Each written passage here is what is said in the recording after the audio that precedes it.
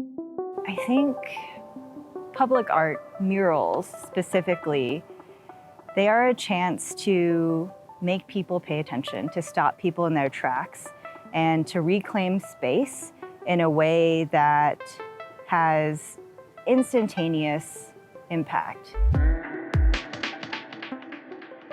And once we learned about the theme of the mural, I immediately thought of this Sandia Science and Technology Park because it was about women in science.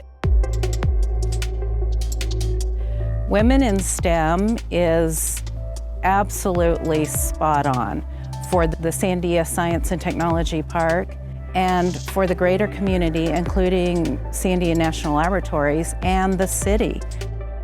I think it's very powerful that the artist is both a neuroscientist and an artist. When we were approached to put this mural here and it being STEM-based, we thought it was very appropriate that it be on our building. But it's just really amazing and beautiful how many entities came together to just have this mural realized. You know, how do we make smaller transistors?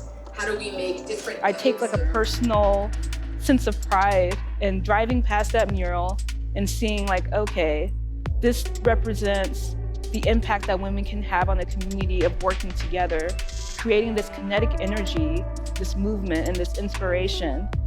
Just seeing that every day, I want to be reminded that I have the power to make the change for the future. When I saw the mural, I thought it was really cool because there are a lot of Black women on there, and like, I think the representation really needs to be out there more. So I'm glad to be a part of that, you know? I live around here. I can see it every day. You know, I could come around here with my friends or something, and I could be like, hey, you know, I painted a little piece of that.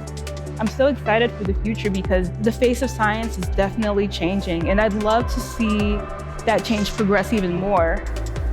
It's really amazing that Sandia champions projects like Findings because it's not prescriptive in the way that it gives you specific learning objectives that you need to take away.